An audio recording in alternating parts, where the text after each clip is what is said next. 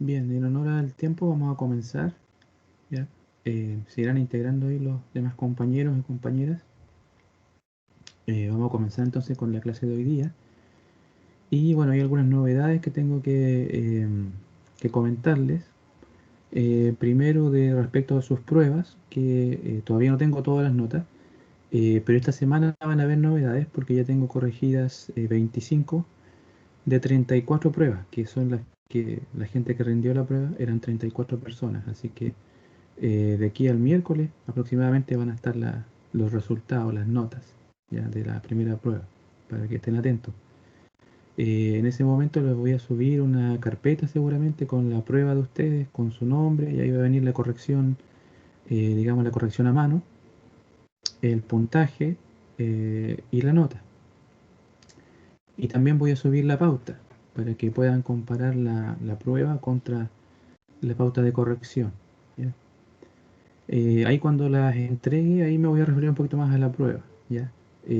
Hasta ahora lo que he visto, hay de todas las notas, de buenas notas a no tan buenas, ¿cierto? Ahí sé que yo creo que el próximo lunes, cuando ya estén publicadas, ahí me voy a referir un poco más al tema.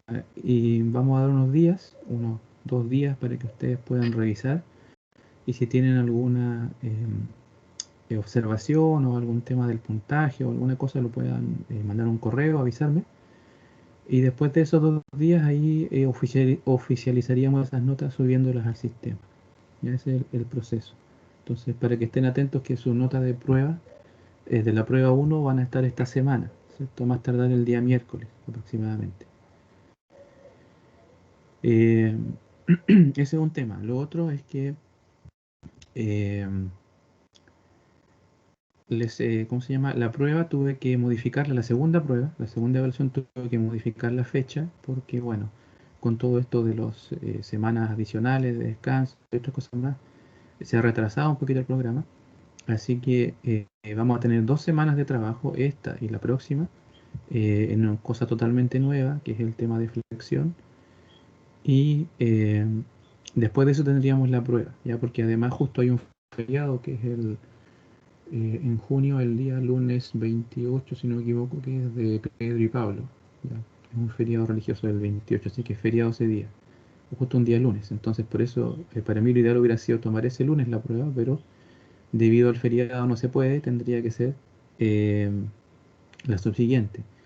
Y prácticamente lo que veamos en estas 2 sesiones de esta clase y las clases que viene va a ser lo último que vamos a ver en el curso como materia. ¿Ya? Y para la evaluación 3 yo les voy a pedir un poco de investigación, tampoco algo tan difícil, investigar un poquito sobre algún tema en particular que nos faltó ver acá en clases y resolver algunos ejercicios relacionados con eso. ¿Ya? Eso va a ser la tercera evaluación que va a ser grupal, se va a entregar como una especie de tarea informe, en grupos de unas 5 personas, más o menos, ¿ya? Van a ser los grupos, porque el curso es grande, es de 40. Entonces, eso sería la tercera evaluación, que va a ser grupal. Ya en su momento les voy a pedir que me envíen la información de los grupos, de los compañeros que van a hacer en su grupo, y esa sería la tercera y última evaluación. ¿Ya? Y aunque no lo crean, prácticamente estas 2 semanas es lo que puedo ver de materia porque después hay una combinación de cosas, feriado, prueba, segunda semana de descanso y después ya la última clase del semestre, entonces prácticamente no se puede hacer mucho más. Entonces digamos, lo que es materia en sí, va a ser las sesiones de esta clase y la que viene. Después hay un feriado, después viene la prueba, después viene la segunda semana de descanso, o sea, o la tercera del semestre, la última. Y después ya la última clase, que en la última clase generalmente no me gusta pasar materia porque no tiene mucho sentido, la gente ya tiene ganas de irse y no está muy pendiente del tema de la materia. Entonces, eso es más o menos lo que viene, ¿ya? Lo que viene en el curso, en esta parte de taller. Y en lo que viene ya me voy a independizar de la parte de teoría porque creo que me he abocado bastante a tratar de armonizar con la teoría, pero también tengo que hacer mi clase, así que por ahora me voy a independizar, ya no voy a seguir esa línea. Y alguien me pidió, un compañero me mandó un correo la semana pasada diciendo si podía repasar algunos conceptos de la parte para la prueba que tiene esta semana, de la parte de teoría, y no le respondí, pero la verdad es que no puedo. ¿Ya? Por todas estas situaciones que yo les comento, no puedo hacerlo. Lo único que les puedo hacer es recomendar que de ahí del libro de McCormack lo puedan conseguir y puedan estudiar ahí algunos ejercicios más del tema de compresión, pero no puedo porque es muy corto el itinerario y se ha cortado mucha clase con feriados, semana de descanso, esto, lo otro, entonces al final va en desmedro mío, ¿ya? Entonces no puedo hacerlo, no es que no quiera hacerlo, sino que no tengo el espacio para poder hacer algo así, ¿ya? No es por mala voluntad, por si acaso, ¿ya? Sino que no puedo, está muy estrecho para lo que yo tengo que hacer dentro del curso. Eh, Así que eso le podría responder a esa persona que me escribió, ¿ya? La verdad es que no voy a poder hacerlo.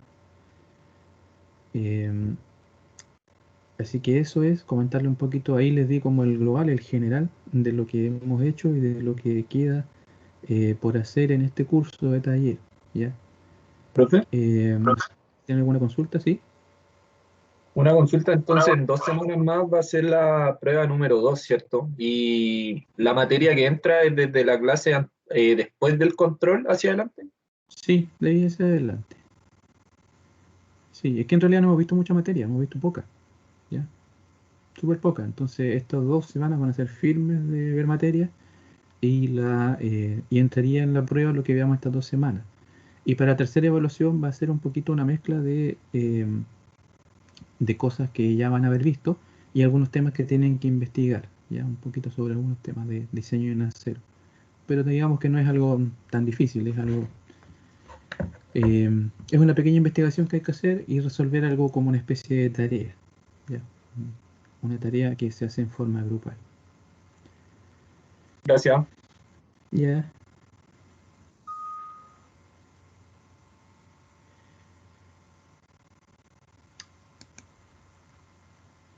bien, entonces eso es, ya si tengo una duda y me van consultando, pero como les digo, eso es, no es que tenga mala voluntad o que no quiera, sino que es muy estrecho el calendario de aquí a final y con mucha clase que se pierde por diferentes situaciones. La prueba en sí también es una clase que se pierde, entre comillas, porque hay que tomar la evaluación. Lo de la prueba ya lo mencioné, la prueba es el día miércoles esta semana va a estar la nota de su prueba, ya de la prueba 1. Como les mencioné al principio, he corregido 25, 25 de 34. Ya, creo que voy bien, pero con unos 2 días más termino de más, ¿cierto? Hago todo el trabajo. Eh, Así que eso es, ya, pero esta semana sin falta ahí van a estar, ya sus notas. Y también va a haber un tiempo para que cuando reciban nota estén atentos para que puedan revisar su puntaje, revisar la corrección, si tienen alguna observación de la corrección, me la puedan hacer llegar a tiempo porque el próximo lunes, ya yo creo que el próximo lunes, que es el 21, ahí estaría oficializando las notas, o sea, subiéndolas al sistema, ¿ya? Para que esos otros días, que puedan ser el jueves, el viernes, por ahí, revisen bien su nota y en el fondo ahí hagan sus descargos si alguien tiene alguna observación, ¿cierto? O algún reclamo respecto a la corrección. Em, Eso en general, ¿ya? Así que vamos a comenzar. ¿Ya? Voy a proyectar aquí un poquito. Les voy a hacer dar algunas indicaciones en el sistema, también en el reco. Yo les dejé 2 archivos nuevos, ya que se los subí anoche. Un archivo se trata de lo siguiente, para esto que vamos a ver nosotros, o que estamos viendo, mejor dicho, que es el tema de flexión, probablemente en la teoría todavía no pasa en esa materia, así que lo que voy a hacer es dedicar un tiempo, no tan largo, para mencionar la parte de la teoría aquí en clase y después ejercitación, ¿ya? Porque también no puedo hacer ejercitación sin haber visto por lo menos un mínimo de teoría. Entonces, el detalle les dejé como una especie de resumen teórico de la parte de flexión y ahí está para que ustedes lo estudien después en detalle. Yo lo que voy a ver aquí en clase son algunas cosas, ¿ya? Pero les queda el material para estudiarlo, está ahí. Y vamos a tratar con ejercicios de numéricos, de aplicar lo que está ahí, de aplicarlo al diseño de algunos elementos en flexión, en vigas. Entonces, estos dos archivos yo se los subí a Reco. ¿Ya? Voy a proyectar aquí algo, a ver si se ve. Estoy mostrando un archivo PDF, no sé si lo ven en la pantalla.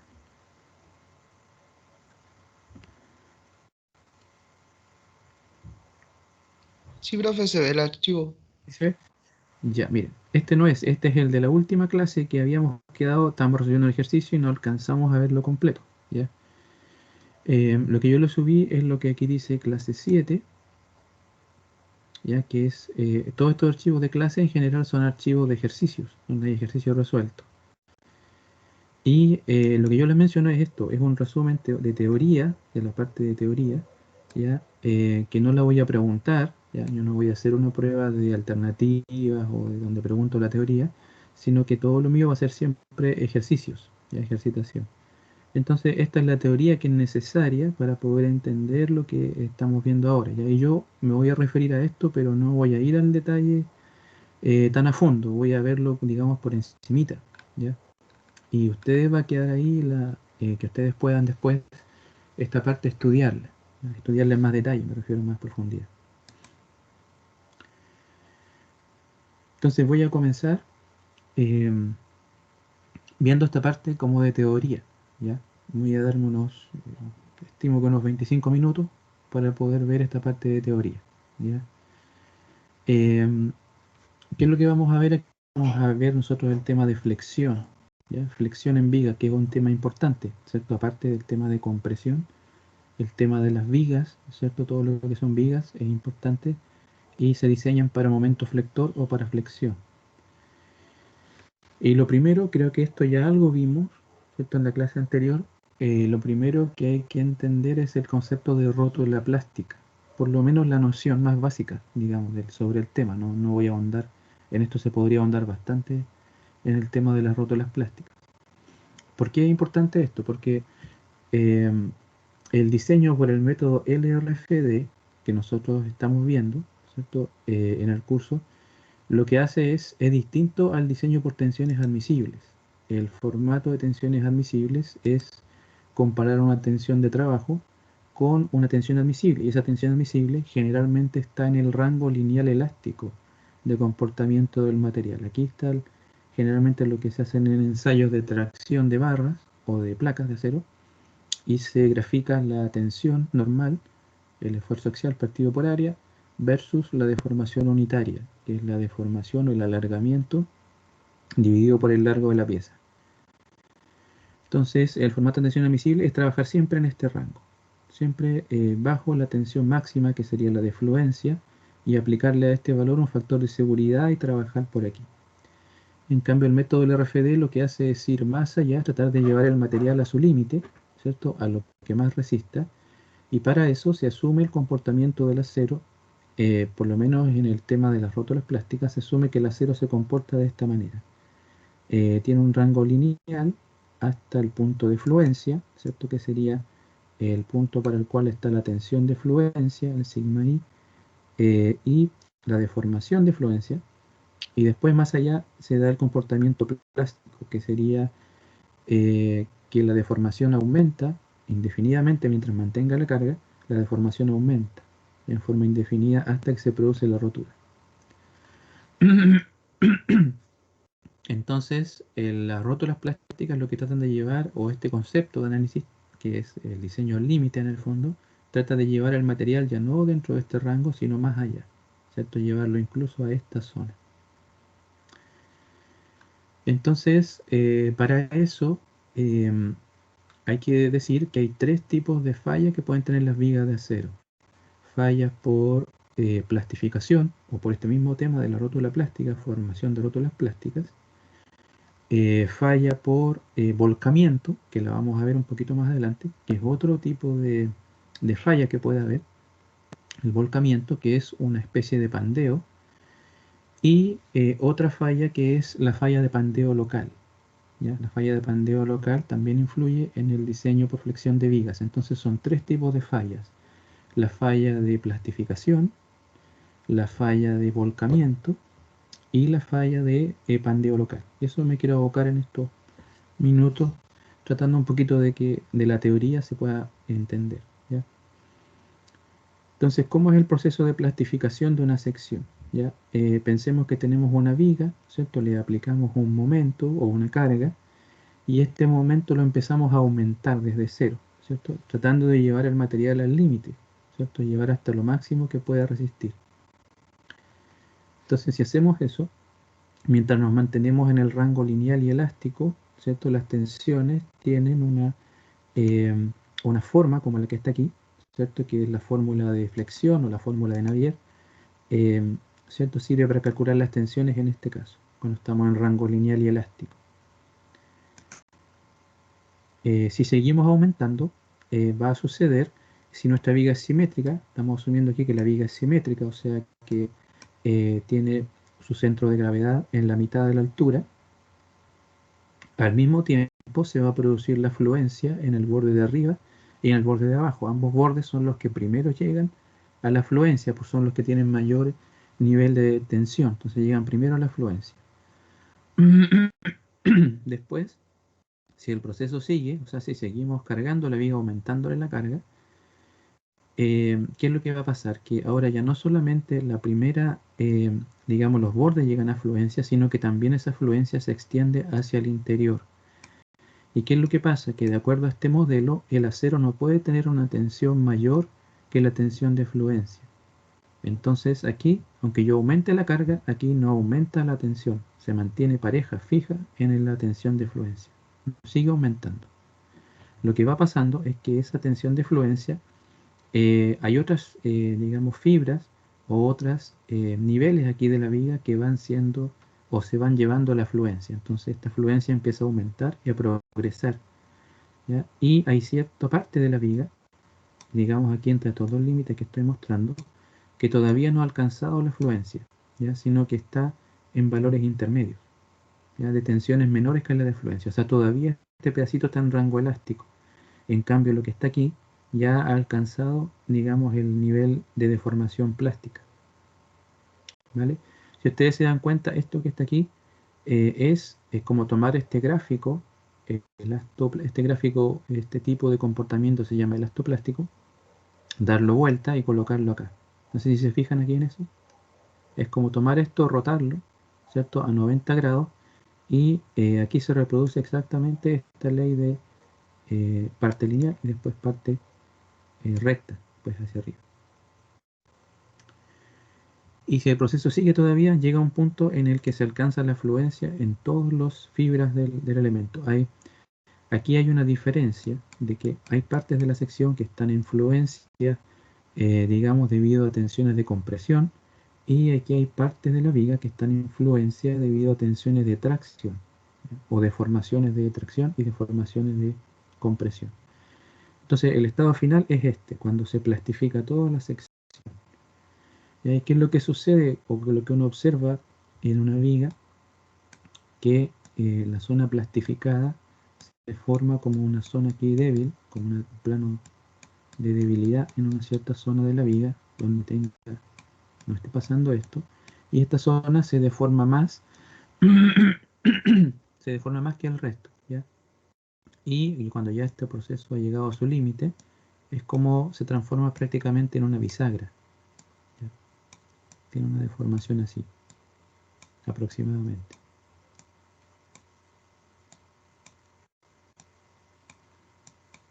Entonces, esta parte de aquí se parece a algo que se vio en resistencia de materiales, que es una rótula. No sé si ustedes vieron en resistencia de materiales las rótulas, o en algún otro curso en estructuras 1. ¿Se acuerdan un poco de eso, no? De las rótulas, de lo que son las rótulas.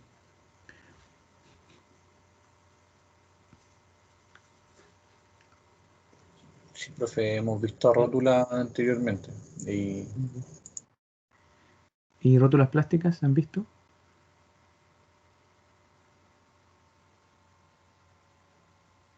no estoy del todo seguro. Ya. No, profe, no mucho. No mucho, ya. Entonces, este es el concepto de rótula, ¿ya? Esto es como una rodilla. En el fondo es como el hueso de la rodilla, imagínense, la rodilla, el hueso, y esta es una articulación. Entonces esto puede girar, ya tiene la posibilidad de girar hacia ambos lados, así, ¿no es cierto? Entonces ya esto en ese punto pierde la continuidad, ¿ya? Ya deja de ser un elemento continuo, sino que ahora se transforma en una rótula, ¿ya? Entonces eso, por eso se llama rótula plástica, ya porque se ha producido también la plastificación de toda la sección completa. Entonces, ¿qué es lo que pasa cuando tengo una rótula plástica? Aparece el concepto de el momento plástico. ¿Ya? El momento plástico es el momento flector máximo que puede resistir una viga, ¿ya? Esto depende de las propiedades que tenga, de sus propiedades, digamos, de la sección. Y entra ahí una propiedad que se llama el módulo plástico, que es una propiedad que, digamos, es nueva para ustedes, pero que la vamos a explicar aquí para que vean de qué se trata, ¿ya? ¿Qué es el módulo plástico? El módulo plástico que aparece aquí con la letra Z, ¿ya? Es una propiedad que tiene que ver con lo siguiente. Cuando una sección se plastifica completa, ¿cierto? Pasa algo como esto. Digamos que la sección puede tener una forma arbitraria, así, de cualquier forma. Queda la parte de compresión, ¿cierto? Hay unas tensiones de compresión y otras de tracción, ¿cierto? Que se produce ahí la plastificación. Y esas tensiones uno puede sacar la resultante, ¿cierto? La resultante que sería la tensión, es fácil sacarla. La tensión de compresión pareja, que es el FI de fluencia, multiplicado por el área. Y eso me darían ciertas resultantes, una resultante de compresión y una resultante de tracción. Creo que aquí parece que las dibujé al revés, ¿ah? Déjenme ver. Creo que las dibujé al revés, deberían ser así y así. Esto porque por la dirección de las flechitas de las tensiones debería ser de esa manera. Pero para este argumento da lo mismo, ¿ya? Para los cálculos da exactamente lo mismo. Entonces aquí está el eje neutro, ya que para este efecto se le llama el eje neutro plástico, porque puede tener alguna variación respecto al eje neutro de la teoría lineal y elástica, ¿ya? Por eso se le llama así. Entonces uno puede sacar después la resultante o el momento, ¿cierto? El momento de resistencia en este caso, ¿ya? Y el momento de resistencia es, si uno lo saca, ¿cierto? Por ejemplo, si toma el momento en este punto, justo en este punto, donde está la resultante de compresiones, la resultante de compresiones no hace momento, sino solamente la de tracciones, entonces quedaría T por dos veces, eh, o digamos por la suma de I sub C más I sub T. Eso es más general, por I sub C más I sub T.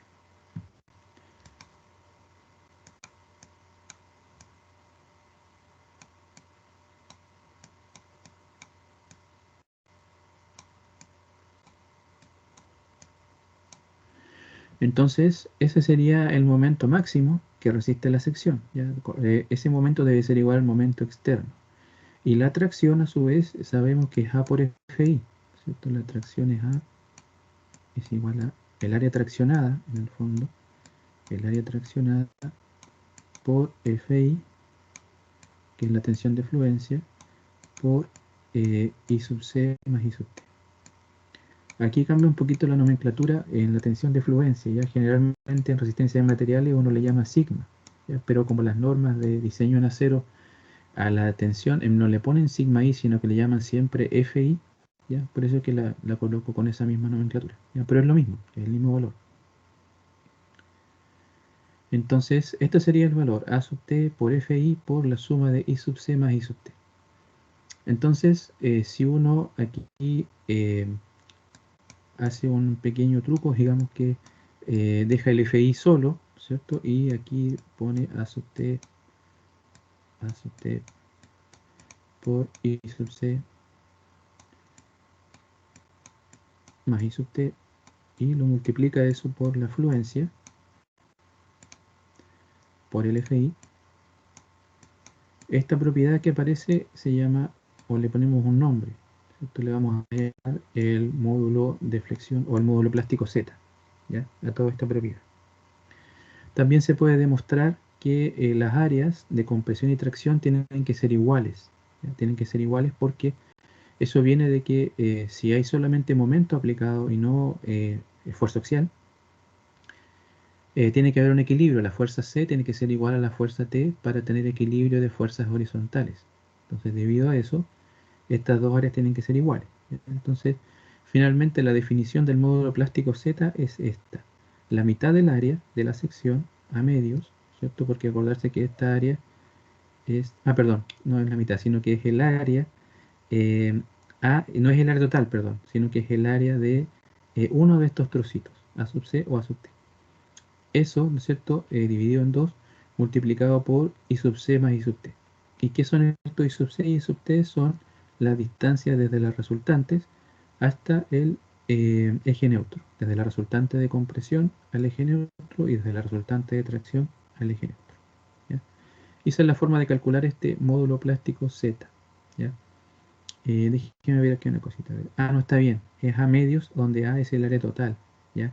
Lo que pasa es que aquí hay una confusión de que son las mismas áreas, de que le voy a poner A barra, le voy a poner así, ¿ya? Pero el área total es 2 veces el área A barra, por lo tanto A barra vale A medios. Eso es lo que falta ya aclarar. Había una confusión en las letras, por eso que no se entendía bien. Entonces esa área es en realidad el área total de la sección, dividido en 2 multiplicado por esto.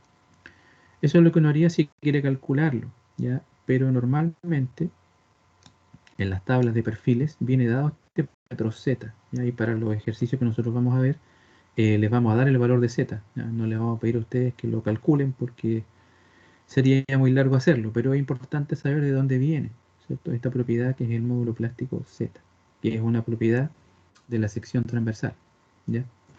Profe, una consulta, en realidad dos. La primera, C y T, entonces en el dibujo que nosotros tenemos en la clase están al revés, pues, ¿cierto? C es hacia la izquierda y T hacia la derecha, en este caso que se ve, ¿cierto? ¿Verdad? Sí, sí, sí, las flechitas estaban al revés, estas flechitas, Ya, y sí. lo otro, la A que acaba de dibujar, o bueno, la A que dibujó acá que dice que, bueno, en realidad es una A bien rara, es igual a A partido en 2. ¿A qué A se refiere? ¿A qué letra se refiere? ¿No? El área total, la suma de las áreas de compresión y Ah, tensión. esta, Sí, esta área es el área total. ya, Es el área total, gracias. sí. Entonces eso es el módulo plástico, ¿ya? Y es una propiedad de la sección. Para nosotros va a ser un dato en los ejercicios, pero es importante saber de dónde viene, ¿ya? Y por qué aparece. Entonces, después vamos a saber que después vamos a hacer el cálculo, por ejemplo, para sacar el momento plástico, que es el momento máximo, la resistencia máxima a la flexión de una viga, es el módulo plástico Z multiplicado por Fi, ¿ya? Después le vamos a poner apellido al Z, le vamos a llamar ZX. Pero lo vamos a ver después ahí con un ejemplo para no complicarlo ahora al tiro. Y aquí hay un tema que, digamos que da para un curso sobre este tema. Esto se llama análisis plástico, ¿ya? Esto tiene que ver un poquito con análisis no lineal de estructuras. Simplemente me voy a referir porque no lo voy a ver en el curso, pero les queda aquí, si a alguien le interesa, lo quiere estudiar. ¿Qué es lo que pasa cuando se forma una rótula plástica? ¿Ya? Al formarse una rótula plástica, lo que pasa es que la estructura cambia, ¿ya? Cambia su grado de indeterminación. No sé si se acuerdan de ese concepto, el grado de indeterminación estática. Hay estructuras isostáticas, ¿cierto?, que se pueden calcular solamente en base a las 3 ecuaciones de equilibrio, y estructuras hiperestáticas que tienen más, eh, digamos, más reacciones o más, claro, más incógnitas de reacción. Y esas ustedes las vieron seguramente las estructuras hiperestáticas en el curso de análisis estructural, ¿ya? Ahí es donde se ve todos los métodos de cálculo de estructuras hiperestáticas. Entonces, ¿qué es lo que pasa? Que cuando se forma una rótula, se debilita la estructura, ¿ya? Imaginemos que tenemos una carga P aquí, tenemos esta viga simplemente apoyada, y el momento máximo en este caso se produce en el centro y vale PL cuartos, un momento positivo. ¿Ya? Momento positivo quiere decir que tracciona el borde de abajo y comprime el borde de arriba. Entonces, ¿qué es lo que sucede? Que si yo aumento la carga de tal manera que justo llego aquí con este momento máximo, llego a la capacidad de la viga, la capacidad de acordarse que es el momento plástico. Si llego a la capacidad de la viga, que es el momento plástico, se forma una rótula, ¿ya? Y pasa algo como lo que está aquí, ¿ya? Mientras me mantengo menor al momento plástico no hay problema, ¿ya? Pero cuando llego al momento plástico se forma una rótula. ¿Qué quiere decir que se forma una rótula? Que esta estructura ya no es isostática. Originalmente era isostática, o sea, tenía tres incógnitas, que son las tres reacciones, y tres ecuaciones de equilibrio para resolverlas. Pero ahora que apareció una rótula, ya ahí la estructura pasa a ser inestable o mecanismo. ¿Ya? También se le llama mecanismo o estructura inestable. Entonces ya ahí perdió la estabilidad la estructura y digamos que aquí ya la estructura se rompe ya, y no sigue aguantando más carga. No puedo aumentar más la carga porque ya llego a su límite. Ese es el límite que tiene la estructura. ¿Ya? No sigue resistiendo más carga, sino que se forma esa rótula. ¿Ya? Las rótulas plásticas además tienen la particularidad de que el momento no es cero en la rótula, sino que el momento en la rótula es igual al momento plástico. Entonces, para simbolizar eso, generalmente cuando se hace análisis plástico, se colocan unos momentos concentrados a ambos lados de la rótula que representen eso, ¿ya? Que se forma el momento plástico en ese punto. ¿Ya? Ese punto ya no tiene cualquier momento, sino que tiene momento plástico fijo. Ahí ya no sigue, ¿cierto? Aumentando la carga. Entonces podemos calcular la carga máxima de esta manera, ¿cierto? La carga máxima, PL cuarto era el momento máximo. Si eso llega a ser igual a MP, al momento plástico, podemos despejar la carga máxima que aguanta la viga y sería esto, 4MP partido por L. ¿Cierto? Hasta esa carga aguanta, no aguanta más. Y ahí ya se destruye la viga, digamos, porque se transforma en un mecanismo, en una estructura inestable. No sé si me siguen hasta aquí, es sobre este concepto de rótula, de cuando se forma la rótula en el centro.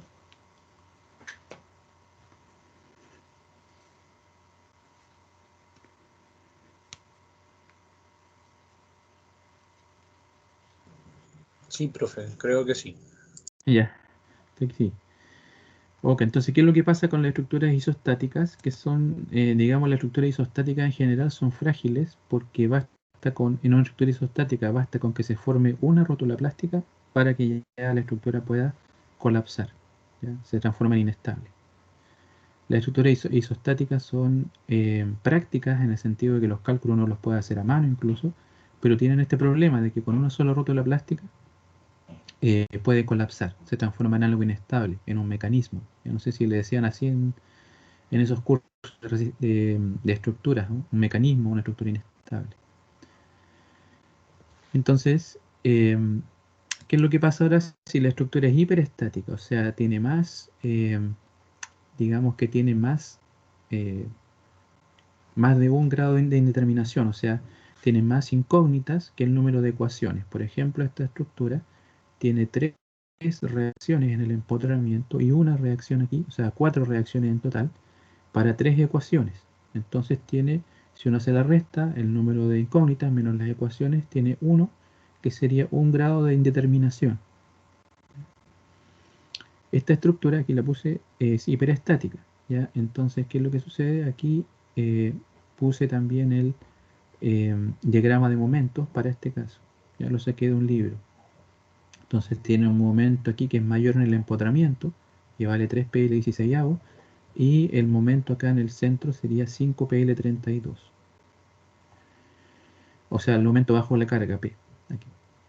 Entonces también uno puede hacer un análisis muy parecido, ¿ya? Pero aquí en la estructura no falla de inmediato, sino que el momento máximo está aquí en este punto, en el empotramiento, el momento M1, y si uno empieza a aumentar la carga, aumentarla progresivamente, el primer momento que va a llegar a su resistencia sería este. O sea, en este punto, en el empotramiento es donde primero se llega a la resistencia. Entonces puedo calcular esa carga y estimarla, ¿cierto? Igualando este momento al momento plástico, el momento de resistencia de la viga. Entonces si hago eso, eh, finalmente obtengo este valor 5,33 MP partido por L. ¿Ya? Para esa carga se alcanza la rótula plástica en este punto, en el empotramiento. Entonces, ¿qué es lo que pasa? Con la rótula plástica esto ya deja de ser un empotramiento, se transforma en una rótula. Por lo tanto, aquí esta estructura ahora es isostática. ¿Ya? Una estructura isostática y tiene un momento concentrado acá igual al momento plástico. Y bueno, aquí también esto todavía no falla porque todavía es isostático, o sea, todavía podría resistir un poquito más de carga. Entonces, si seguimos ahora aumentando en esta condición la carga, podemos llegar, este momento, perdón, aquí, en el empotramiento MP, aunque aumentemos la carga, va a seguir igual, porque se alcanzó la resistencia, o sea, no va a seguir aumentando, se va a mantener fijo en MP. En cambio aquí, bajo la carga, tengo un momento M2, que tiene este valor, que todavía lo puedo seguir aumentando la carga.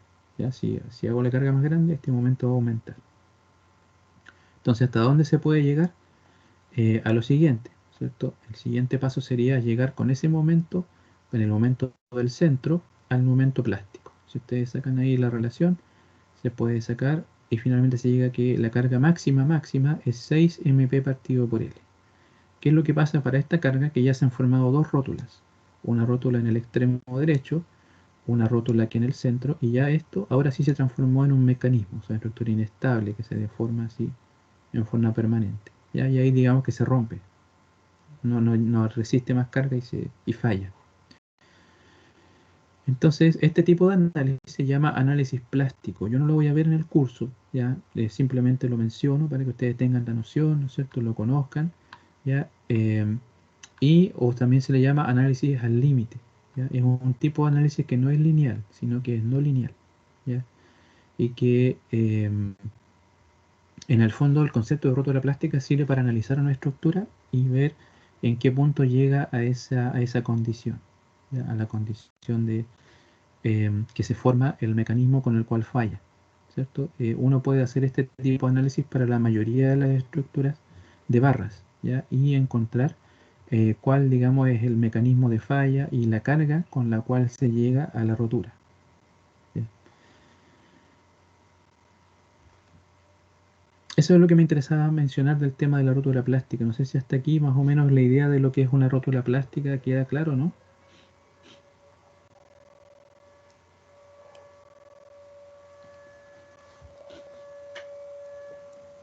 Al menos a mí sí, profe. Sí. Ya.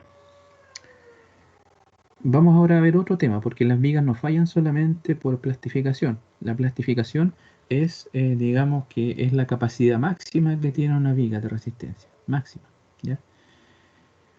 Pero las vigas también tienen otro problema, un problema que se llama el volcamiento, que también se le llama pandeo lateral torsional, ¿ya? Es una forma de pandeo, ¿ya? Que es distinto al pandeo de un elemento sometido a una carga de compresión, ¿ya? Entonces, ¿por qué se da este fenómeno de volcamiento? ¿Ya? Vamos aquí a tratar de mostrar. Lo mostramos con vigas doble T porque las vigas de acero, la mayoría de ellas, o la mayoría de los casos se ocupan, o muy difundido está el tema de usar vigas de acero como vigas en forma de doble T, se usa bastante. Entonces, ¿qué es lo que pasa? Que cuando nosotros aplicamos flexión, ¿cierto? Flexión, hay una parte de la viga, ¿cierto? Si dejamos aquí el eje neutro, una parte de la viga queda comprimida y la otra queda traccionada, ¿ya? Suponiendo que tenemos este mismo momento que tracciona abajo. Si tenemos el momento opuesto sería al revés, pero si tenemos el momento que tracciona abajo tendríamos compresión en toda la parte de arriba, ¿cierto? Y tracción en la parte de abajo de la viga. Entonces esta parte de aquí está comprimida, digamos el ala de arriba y esta parte del alma de la viga están comprimidas. Entonces, ¿qué es lo que pasa cuando tengo un elemento comprimido? ¿Qué tipo de falla puede haber? ¿Se acuerdan, no? Con la compresión. Cuando tenemos compresión, aparece el pandeo, la falla de pandeo. Entonces, este que vamos a nosotros es un tipo de pandeo. Y aquí lo voy a mencionar simplemente. Es un tipo de pandeo que se llama volcamiento. ¿Y de qué se trata? Si aplicamos carga vertical, digamos, la viga más cerca del centro, ¿cierto? Por aquí en esta parte central, se tiende a deformar fuera del plano de esta manera. ¿Ya? Si hacemos un corte y mostramos aquí el plano de carga, donde están aplicadas las cargas, la viga se mueve hacia abajo por la carga vertical, pero junto con eso se mueve hacia el lado y gira. ¿Ya? ¿Por qué pasa eso? Porque la parte de arriba, como se quiere pandear, quiere irse hacia el lado, entonces se va hacia el lado. En cambio hay una parte que está traccionada, digamos que un poquito frena a la parte de arriba en su movimiento. O sea, se mueve, pero se mueve menos. En cambio, la parte de arriba se mueve más.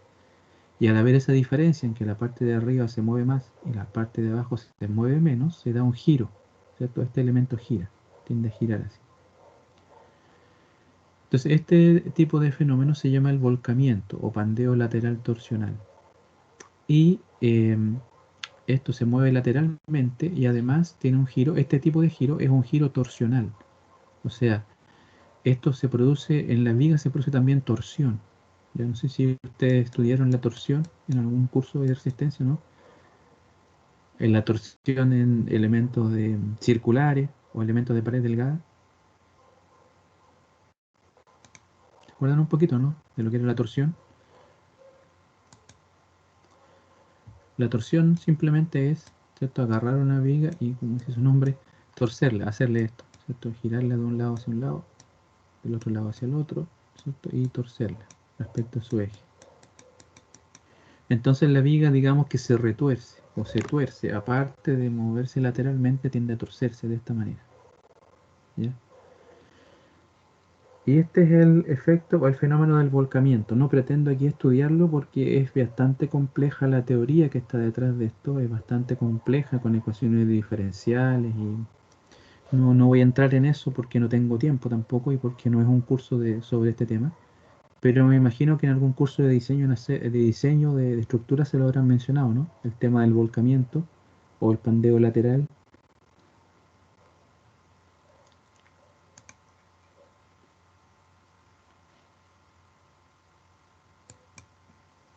¿No?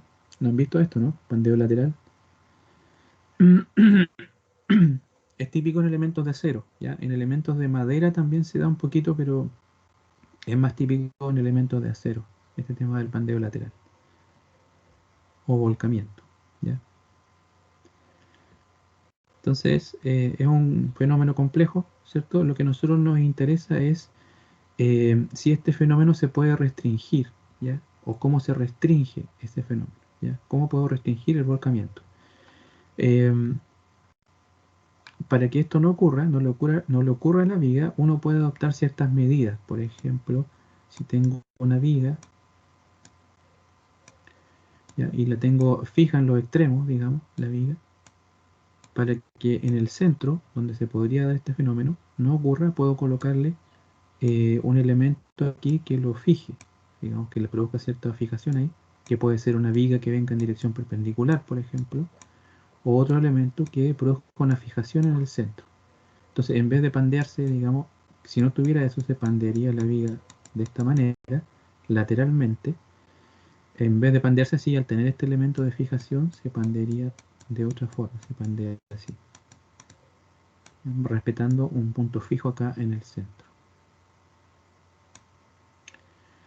Entonces, si hacemos eso, ¿cierto? Aquí hay una longitud que le vamos a llamar longitud de volcamiento, que le vamos a ponerle L con la letra B. Ya la longitud de volcamiento es la distancia entre puntos que restringen o fijan el volcamiento de la viga, que impiden que la viga se mueva lateralmente. ¿Ya? Eso lo vamos a después a repasar un poquito, ¿ya? Ese concepto. Entonces, ¿qué elementos pueden ayudar a que la viga no se deforme lateralmente? Por ejemplo, el caso clásico es tener una viga de hormigón armado. Si tenemos vigas metálicas y encima colocamos una viga de hormigón armado, como ocurre por ejemplo con la losa colaborante, en ese caso podemos decir que esta losa impide en toda su longitud que la viga se mueva lateralmente. Entonces aquí, si tenemos una losa, generalmente se considera que el volcamiento está restringido o está impedido. La viga no se puede volcar. Entonces no hay volcamiento cuando tengo una losa, ¿ya? Y si tengo el momento aplicado de esta manera, ¿ya? Porque la parte que se quiere, digamos, pandear es el borde comprimido, toda esta parte comprimida. Entonces, si esto está así, la losa impide el volcamiento. En cambio, digamos que si va el momento hacia el otro lado, la compresión es abajo y ahí la losa no ayuda, ¿ya? Si la compresión fuera abajo, si fuera un momento, digamos, para el otro lado, que tiende a comprimir el ala de abajo, ahí la losa no ayuda. Pero para el caso bien típico en que tenemos este momento, el momento positivo, la losa sí ayuda, ¿cierto? Porque impide que la viga se deforme lateralmente, ¿cierto? Le impide ese movimiento. Entonces, cuando hay una losa y tengo este tipo de momento, voy a considerar que la longitud entre puntos fijos al volcamiento es 0. O sea, en el fondo que no hay volcamiento, ya que no se produce ese efecto. ¿Qué otros elementos también ayudan a restringir el volcamiento? ¿Ya? También se usan a veces en estructuras metálicas, un envigado metálico, por ejemplo, cuando no tenemos losa, entre las vigas, usar como unos elementos así diagonales. No sé si alguien quiere preguntar algo, ¿no? ¿Alguna duda? ¿Me siguen con lo del losa, no? ¿Se imaginan lo del losa? Que la losa restringe ahí el volcamiento o el movimiento lateral de la viga. ¿Ya? ¿Por qué pasa eso? Porque aquí se produce una fijación entre la losa y la viga. ¿Ya? Aunque nosotros no podemos colocar alguna fijación o no colocarla, pero hay un roce por lo menos ahí. ¿Sí? ¿Alguien quiere preguntar algo, no?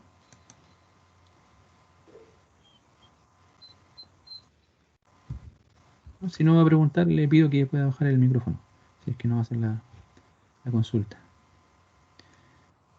Ay, sí, gracias. Entonces, cuando hay una losa y tengo este momento, me restringe el volcamiento, el movimiento lateral. Si tengo arrastramientos laterales, son estos como especie de diagonales, esto es visto en planta, ya tenemos dos vigas, ¿cierto? Y entre las vigas en planta se coloca como una especie de reticulado. ¿Para qué se usa eso? Esto se usa generalmente cuando no hay losa. Para lograr que estos puntos que están aquí queden fijos al volcamiento. En la llegada de estas diagonales, estos puntos uno puede considerar que están fijos al volcamiento, o sea que no se van a mover lateralmente o que van a restringir ese pandeo lateral. Entonces cuando tenemos eso, entre dos puntos que están fijos al volcamiento, medimos la longitud de volcamiento LB. ¿Ya? Y es como una especie de longitud de pandeo, la longitud de volcamiento, ¿cierto? La longitud entre puntos que están fijos a este efecto de volcamiento. ¿Ya? En planta se ve así generalmente, y si hacemos una sección, aquí como la sección 1, se ven las dos vigas y un elemento que está aquí en diagonal, generalmente son perfiles ángulos, que se colocan entre vigas para formar ese reticulado. ¿Ya? Y esos elementos fijan o arriostran en ciertos puntos la estructura. ¿Cómo estamos hasta aquí? ¿Me siguen la pista, no? ¿O no? He hablado yo hasta acá, no sé si queda claro este tema del volcamiento. Lo estamos viendo no desde el punto de vista teórico, sino desde el punto de vista práctico, ya de cómo ese fenómeno se puede evitar o restringir, el tema del volcamiento.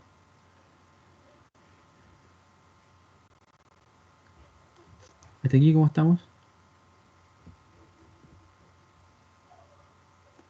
Fabián, Nicolás, Gonzalo.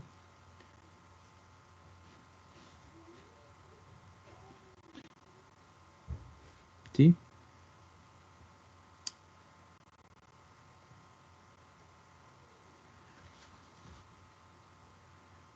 ¿Me escuchan ahí o no? ¿Se escucha? Sí, profe, sí se escucha y sí se va entendiendo. Disculpe por no contestarle antes. Ya. No se preocupe. Entonces, este fenómeno también se da en viga, el volcamiento, y una forma de restringirlo es teniendo losa o haciendo esto, o también esto se da en todo caso más en los puentes.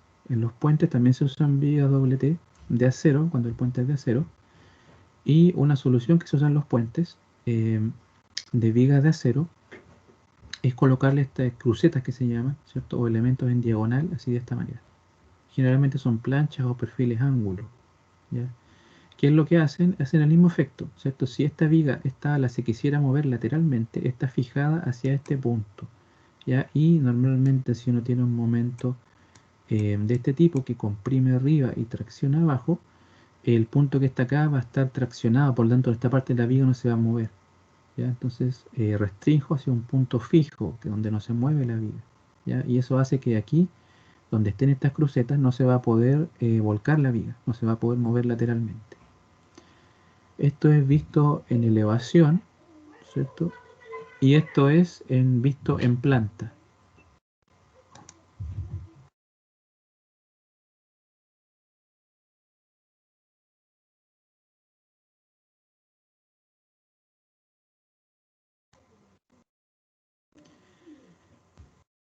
Ya, aquí está entonces, están las vigas, ¿no es cierto? Esto es visto en planta, esto es en elevación y en planta.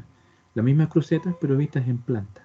Entonces, este punto donde están estas crucetas se considera un punto fijo al volcamiento. Y la distancia entre crucetas sería la longitud de volcamiento. O sea, si tengo otra cruceta, digamos, un poquito más allá, que tiene la misma configuración, eh, la longitud de volcamiento sería la distancia entre esos puntos. Y a esa distancia le vamos a llamar el LB, o la distancia de la longitud de volcamiento. No sé si han visto esto en los puentes. Se han fijado, ¿no? En puentes de estructura metálica que en algunos puntos tienen esto. Pero Ahí cuando... en puente yo lo que he visto es que hay como unas placas justo que unen a las alas con las almas cada como 1 metro. Ah, sí, son atiesadores. ¿También es Son para lo estos... mismo? Sí, pero digamos que eso cumple otras funciones. Son así, unos elementos así, que son unas Sí. planchitas que van uniendo. ¿Ya? Sí, acá estoy usando el atiesador, pero más que nada para que llegue aquí este elemento cruzado. Para que se pueda soldar acá después, en estas partes. Ah, yeah. Claro. Pero Sí, sí, pero no son para el volcamiento entonces. no, estas no son para volcamientos. Estos, los atizadores, son para esfuerzo de corte. ¿Ya? Aumentan la resistencia al esfuerzo de corte de la viga. Esos atizadores. Ya, profe. Gracias. Los que sirven para volcamiento son estos. No sé si se han fijado en esto, ¿no? En algunos puntos hay de esto. ¿Ya? A veces uno puede caminar debajo de un puente y ver un poquito la estructura metálica. No recuerdo en Santiago muchos específicos, pero no hay tampoco tantos puentes metálicos. Hay pocos. La mayoría son de vigas de hormigón, pero si ustedes ven un puente metálico, traten de fijarse ahí que en algunos puntos generalmente tienen estos elementos así. ¿Ya? Y ahí, ahí queda claro, ¿no es cierto?, que eso ya produce una fijación y uno puede considerar que esos puntos están fijos al volcamiento. ¿Vale? Entonces ese es el fenómeno del volcamiento, pero visto así bien, digamos, un barniz más o menos de lo que es el tema. Este tema teórico es bien complejo, la teoría y la deducción de las fórmulas. Ya nosotros vamos a ocupar las fórmulas más que nada, vamos a ser usuarios de las fórmulas, pero es importante saber de qué se trata y cómo se puede controlar. Eso es lo que importa desde el punto de vista del diseñador. ¿Ya? Lo otro, cómo se deducen las fórmulas, es más complejo y daría para un curso más avanzado, digamos, de estructura. Entonces, habíamos visto dos efectos. El efecto de plastificación, que es que se forma una rótula plástica, que es cuando la viga llega a su máxima resistencia. El efecto del volcamiento, que es el pandeo lateral, que se produce en el lado comprimido. Y hay un tercer efecto, que es el efecto del pandeo local, o pandeo localizado, se llama. ¿Ya? Esto ocurre en las planchitas de acero, ¿ya? Porque generalmente las vigas están formadas por planchas de acero y es como una especie de abollón, ya es como cuando ustedes doblan, no sé, a ver qué lo decía. Imagínense que tienen más fácil de visualizar, un vaso de yogur y lo aplastan un poquito, su vaso de yogur. Entonces el vaso de yogur aplastado, hay algunas partes que sobresalen así, ¿cierto? Se abolla de esa manera, digamos. Tuvieron un envase de yogur y lo aplastan, ¿no es cierto?, de esta forma, tiende a abollarse en las caras. Entonces se produce un efecto así. Entonces ese, digamos, abollamiento local o localizado también es una especie de pandeo. ¿Ya? Y se da tanto en elementos de compresión como en elementos de flexión, ¿ya? Y también en esfuerzo de corte. No sé si en el curso, en la teoría, vieron un poquito de pandeo local en el curso de teoría de este curso.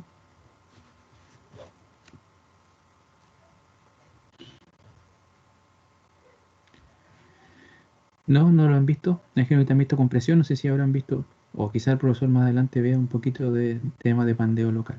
¿Ya? Entonces, el pandeo local es eso, ese abollamiento. Entonces, el fenómeno depende de varios factores. ¿Ya? Uno de los factores es, o hay una clasificación de elementos en atiesados y no atiesados. ¿A qué se refiere eso? Se refiere sencillamente a lo siguiente, que hay algunos elementos que tienen un borde libre, como esto, ¿cierto? Un ala de un perfil doble T tiene una cierta fijación aquí al alma, pero tiene un borde libre. Entonces todos los elementos que tienen un borde libre ¿ya? Uno los puede aproximar o hacer un modelo de ellos como si fuera un elemento empotrado, digamos, con un saliente, con un voladizo, esta parte, ¿ya? Y esos elementos que son así se llaman elementos no atiesados, es lo que tienen un borde libre, o no arriostrados, pueden llamarle, si quisiera, no atiesados, ¿ya? En cambio, hay otros elementos en que están en sus dos bordes restringidos. Por ejemplo, esta plancha, que es el alma, está restringido de moverse en los dos extremos, ¿cierto? Tanto arriba, abajo como arriba, ¿ya? Por lo tanto, su forma de deformarse en pandeo local es distinta a la deformación que pueda tener un elemento así, ¿ya? Entonces, esos elementos generalmente la norma les llama elementos atiesados, ¿ya? Elementos no atiesados se refiere a estos que tienen un borde libre, y elementos atiesados son que tienen sus dos bordes fijos, ¿ya? Para estudiar el pandeo local, generalmente uno tiene que separar el elemento en alas y almas, digamos, subdividirlo en planchitas, ¿ya? Por ejemplo, si tenemos un perfil rectangular, ¿ya? Un cajón, hay que subdividirlo en plancha. Entonces diríamos esta planchita de arriba sería un elemento, ¿ya? Otro elemento sería la plancha de abajo, y otros elementos son las planchas laterales. Entonces hay que subdividirle el elemento, o sea, toda la sección la subdividimos aquí en partes, ¿ya? Lo mismo acá para la viga doble T, ¿cierto? La subdividimos en las alas y el alma, ¿ya? En estos perfiles también uno puede decir que tienen dos alas y estos tienen dos almas, ¿ya? Los perfiles tipo cajón. Entonces el efecto de pandeo local es estas abolladuras locales que se dan, ¿ya? Entonces, desde el punto de vista de pandeo, después hay una clasificación que, bueno, me voy a referir así someramente a ella, pero lo que me quería referir ahora es que una viga puede fallar por esos tres factores, por que llega a su límite de plastificación, porque se vuelca o porque tiene un efecto de pandeo local, y el pandeo local puede ocurrir en las alas o puede ocurrir en el alma, ¿ya? En los dos elementos. Entonces, por eso es que las fórmulas de flexión son complejas, porque tienen que ver con todos esos efectos, ¿ya? Ahora, desde el punto de vista de flexión, las secciones se clasifican en tres: secciones compactas, no compactas y esbeltas, ¿ya? Y hay ciertos límites o esbelteces límites que permiten definir este fenómeno, ¿ya? ¿Cómo se estudia el pandeo local? Se estudia en base a lo que se llama la esbeltez local. ¿Qué es la esbeltez local? Es una relación entre el ancho del elemento y el espesor. Por ejemplo, para las alas, ya si estudiamos, ¿no es cierto?, el saliente, este saliente de ala, no el ala completa, y este saliente tiene, digamos, un ancho B y acá un espesor T,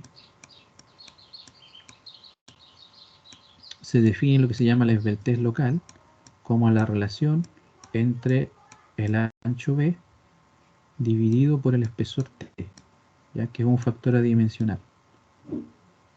B dividido por T.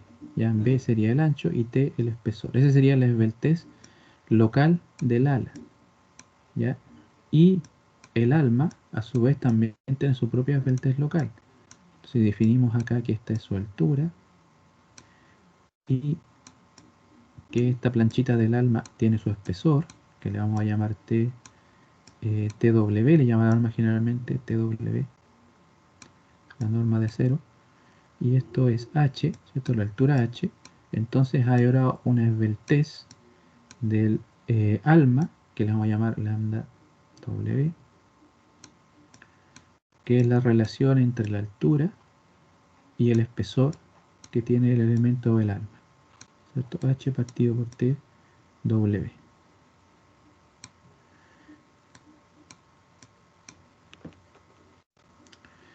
Vale, entonces esas son las esbelteces locales, ¿sí? Estas también se llaman esbelteces, ¿ya? Pero son esbelteces de pandeo local o esbelteces locales, o también se le llama relaciones entre el ancho y el espesor, ¿ya?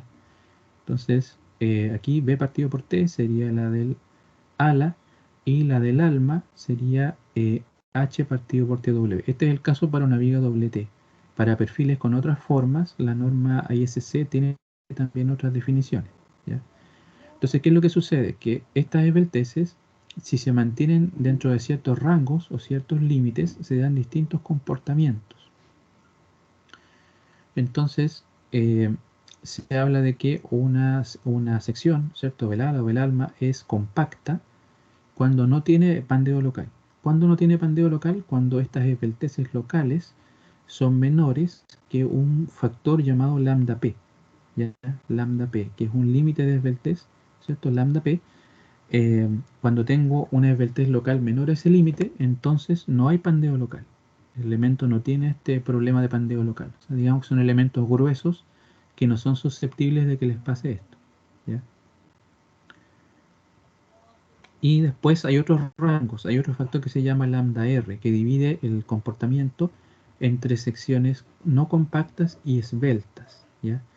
Este pandeo local puede ser con inelástico o elástico. Inelástico se refiere a que las tensiones que se producen van más allá del límite elástico, o sea, hay partes de la sección en pandeo local que van a estar fluyendo, ¿ya? En cambio, pandeo local elástico es cuando todas las tensiones van a ser menores que la tensión de fluencia. Entonces, para eso está el límite lambda R, ¿ya? Si esta esbeltez es mayor que la esbeltez lambda P, pero es menor que lambda R, el pandeo local es inelástico, y en ese caso se habla de secciones no compactas. Y cuando es bien grande el valor, o sea, mayor que el lambda R, el pandeo local es elástico, de tipo elástico. Ya nosotros no vamos a entrar tanto en ese detalle, pero es bueno saberlo, ¿ya? Y en las secciones que nosotros nos van a interesar, con las que nosotros vamos a trabajar, son secciones compactas, porque la mayoría de los perfiles doble T que se usan en flexión, los perfiles canal y los perfiles cajón, digamos que la mayor parte de ellos son secciones compactas, o sea que no tienen problemas de pandeo local, donde su esbeltez, si uno hace estos cálculos, la esbeltez va a ser menor que este límite lambda P, ¿ya? Y es bueno saber que también existen las otras, ¿ya? Y bueno, eso va a quedar ahí. Si alguien quiere después profundizar en la norma de diseño en acero, la norma trae todos los casos de secciones no compactas, esbeltas, etcétera, ¿ya? Pero nosotros no lo alcanzamos a ver en un curso de diseño en acero porque sería muy largo. Tendríamos que hacer un curso solamente para la flexión para poder alcanzar a ver todos los casos correspondientes, ¿ya? Entonces, ¿qué es lo que interesa de esto? ¿Cuáles son los límites? ¿Ya? Y aquí yo hice un resumen de una tabla que viene en la norma ISC 360, que es la tabla B4-1B. Y aquí hay un resumen, ¿cierto? Por ejemplo, para secciones tipo T y canales, para las alas, ¿cierto? La esbeltez local se calcula así, como B partido por T. Y estos son los límites lambda P y lambda R, ¿cierto? Lambda P es 0,38 raíz de E partido por FI, donde E es el módulo de elasticidad y FI la tensión de fluencia. Lambda R es 1 por raíz de E partido por FI, etc. Ya, yo aquí hice un resumen de los que son más comunes, de los que más se usan, digamos, para las alas y para el alma. Para el alma el límite es distinto, ¿cierto? Acá el límite, si ustedes ven, no son iguales. Ya siempre están, o la mayoría de veces están en función de raíz de E partido por FI, pero lo que cambia es este factor. ¿Ya? Es 0,38 en este caso, en el otro caso es 3,76. ¿Ya? Ahí está para vías doble T, para perfiles tipo cajón, ¿ya? Que también se usan bastante en flexión, estos, y secciones tubulares, ¿ya? Secciones de tubo. También aquí están los límites de lambda P y lambda R. ¿Ya? Esas son las secciones que más se ocupan. En la norma ISC viene toda la gama de perfiles posibles, ángulos, forma de T, forma de X, etc. ¿Ya? Pero no voy a ahondar tanto en eso. Entonces aquí está, si uno tiene cualquiera de estos perfiles, cuáles son los límites lambda P y lambda R aplicables al perfil como el local. Eso es importante. Y por último, para terminar este resumen teórico, está el coeficiente de momentos, ya que también es un parámetro que se ocupa en el tema de la flexión, ¿ya? ¿Qué es el coeficiente de momentos? El coeficiente de momentos es un factor adimensional que depende de los momentos a lo largo de la longitud no arriostrada, a lo largo de la longitud LB, ¿ya? ¿Y para qué se inventó? ¿Ya? No es para que uno le duela la cabeza, porque hacer esto es un poco, digamos, engorroso, ¿ya? Hacer el cálculo. Este coeficiente se inventó por lo siguiente, porque las fórmulas de volcamiento y otras fórmulas que se usan en el diseño de la flexión se dedujeron para un caso simple en que el momento flector es constante a lo largo de toda la viga. ¿Ya? Entonces, ese caso no es el caso general de las vigas, ¿ya? ¿Y por qué se hizo así? Porque las ecuaciones diferenciales, de las cuales aparecen las fórmulas de la norma ISC, son bastante complejas, ¿ya? Y para no complejizar más el análisis, una simplificación que se usó es suponer que el momento es constante a lo largo de toda la viga. Entonces, para en el fondo reflejar que en realidad no es así, sino que los momentos cambian a lo largo de la viga, existe este factor que se llama C sub V. Es un factor adimensional. ¿Y de qué se trata? Si tengo aquí, digamos, esta no es la longitud de la viga, sino que es la longitud entre puntos de arrastramiento, ¿ya? Dentro de esta longitud va a haber un momento máximo dentro del tramo, ¿ya? Van a haber unos momentos que le llamamos MA, MB y MC. ¿Qué es lo que son? MA es el momento en un cuarto de la longitud LB, MB es el momento en la mitad o en 0,5 de la longitud LB, y MC es el momento en 3/4 o 0,75 de la longitud LB. ¿Ya? Entonces con eso se calcula este coeficiente, que es 12,5 veces el momento máximo, dividido por 2,5 momento máximo, más 3MA, más 4MB, más 3MC. ¿Ya? Y esto es un factor que en el fondo me indica que los momentos cambian a lo largo de la viga. Generalmente es un factor mayor que 1, eso no lo puse, ¿ya? Pero generalmente, o siempre, la fórmula da valores mayores que 1. Entonces uno puede, si se quiere evitar todo este cálculo, que es un poquito engorroso, puede conservadoramente asumir que C sub V vale 1. ¿Ya? Y si uno hace así, el diseño sería, digamos, quedaría un poquito sobredimensionado en algunos casos, pero quedaría siempre del lado seguro. ¿Ya? Entonces, si uno quiere simplificar un poco y no hacer todo ese trabajo, asume que C sub V vale 1. ¿Ya? Pero ese es el otro factor que aparece, que es el factor C sub V. ¿Ya? Y aquí está la definición de lo que es el momento máximo, MA, MB y MC. Para hacernos la vida un poco más fácil, a la gente que diseñamos, también en algunos libros vienen hechos ya los cálculos y me dan valores de C sub V. Aquí estoy pasando un poquito, ya voy a ver eso. Para distintos casos, ¿ya? C sub V, si la viga tiene una carga concentrada y no tiene ningún punto de arrastramiento, ya C sub V vale 1,32. Si la viga tiene una carga concentrada y tiene un punto de arrastramiento justo en el centro, un punto fijo al volcamiento ahí, los valores C sub V valen 1,67, etc. Hay para varios casos de cargas concentradas y cargas uniformes. Esto sería, C sub V vale 1,14 si tengo carga uniforme y no tengo ningún punto de fijación al volcamiento entre medio, pero si tengo un punto de volcamiento en el centro, en el mismo caso C sub V vale 1,30. Entonces, es una tablita que ayuda un poquito en algunos casos para poder conocer cuánto vale este factor C sub V. ¿Ya? Y eso es, ya aquí ya me gasté harto tiempo de la clase explicando esto, ya voy a volver un poquito con algún ejercicio. ¿Ya? También aquí, esto sí, ustedes tienen que estudiarlo, se los dejo. Les dejé un resumen de las fórmulas de los casos más básicos que trae la norma ISC 360 en el capítulo F. Es un resumen, ¿ya? Entonces, para vigas doble T, ¿no es cierto?, con alas y almas compactas, aquí está, digamos, un gráfico que ayuda a entender lo siguiente. El diseño de vigas doble T, ¿cierto? Para este caso, el caso más sencillo, depende de ciertas longitudes, ¿ya? LP y LR, ¿ya?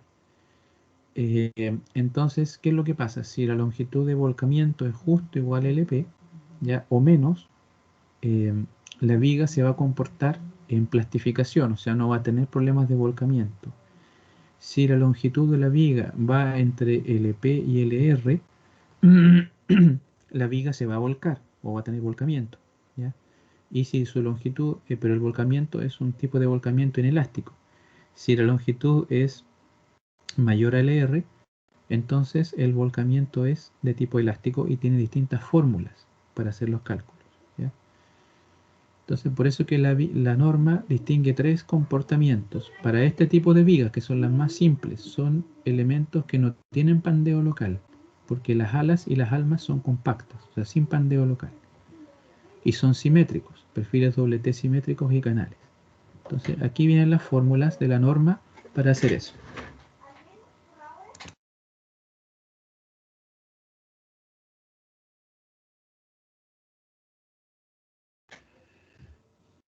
Entonces, si LB es menor o igual que LP, la longitud plástica, entonces el momento nominal, el momento de resistencia de la viga, es igual al momento plástico, que es, digamos, la máxima resistencia que puede tener la viga.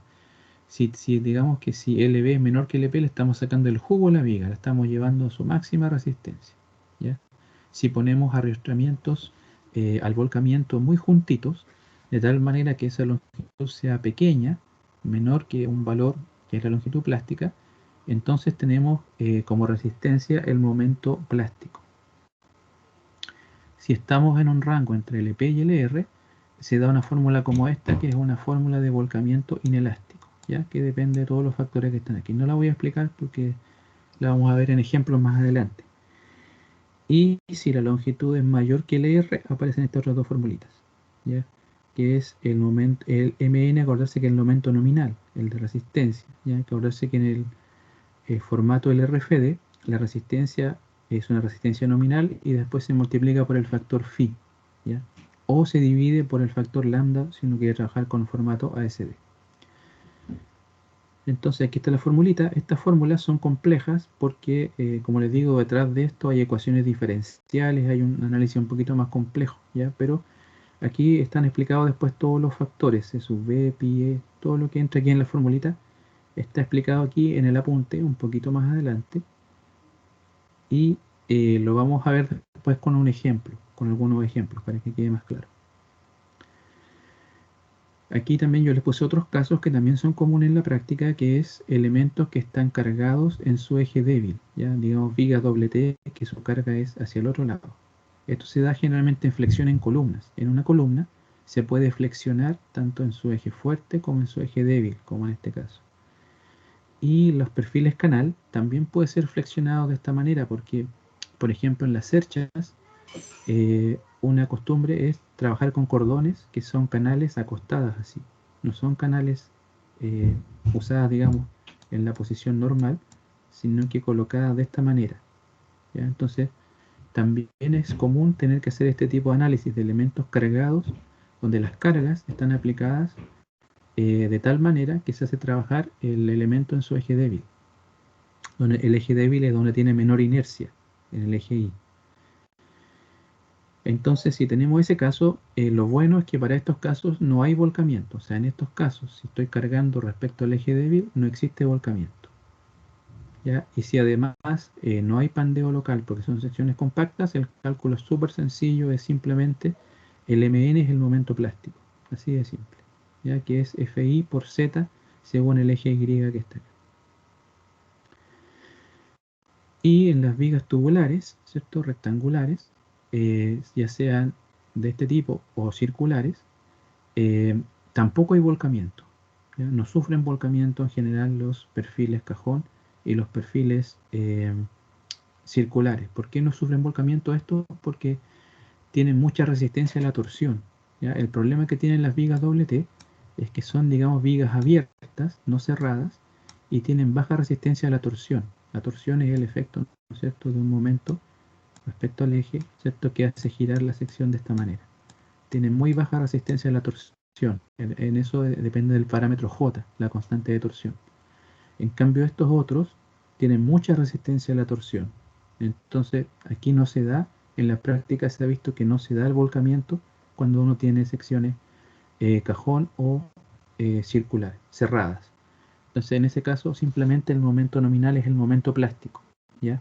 A menos que haya pandeo local, ¿ya? Pero si son secciones compactas, como en la mayoría de los casos, y no hay pandeo local, simplemente la resistencia es el momento plástico.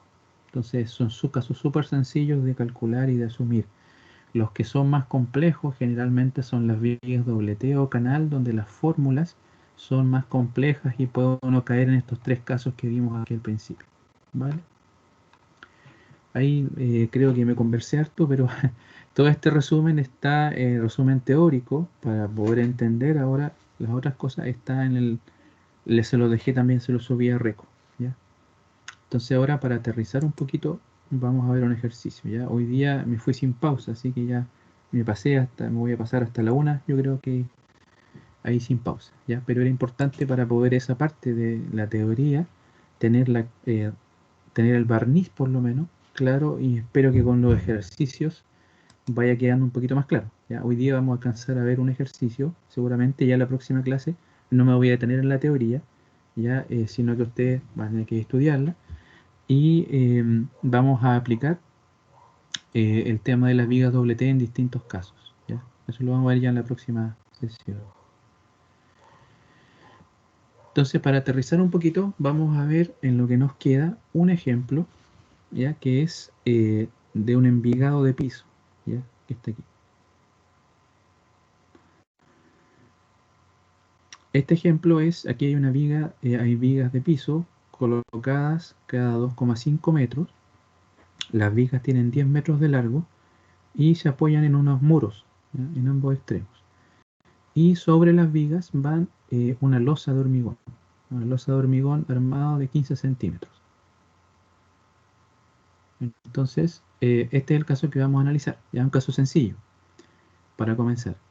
Y además del peso de la losa y del peso que tienen las vigas, el peso propio, hay una sobrecarga o carga viva de 600 kilos metro cuadrado.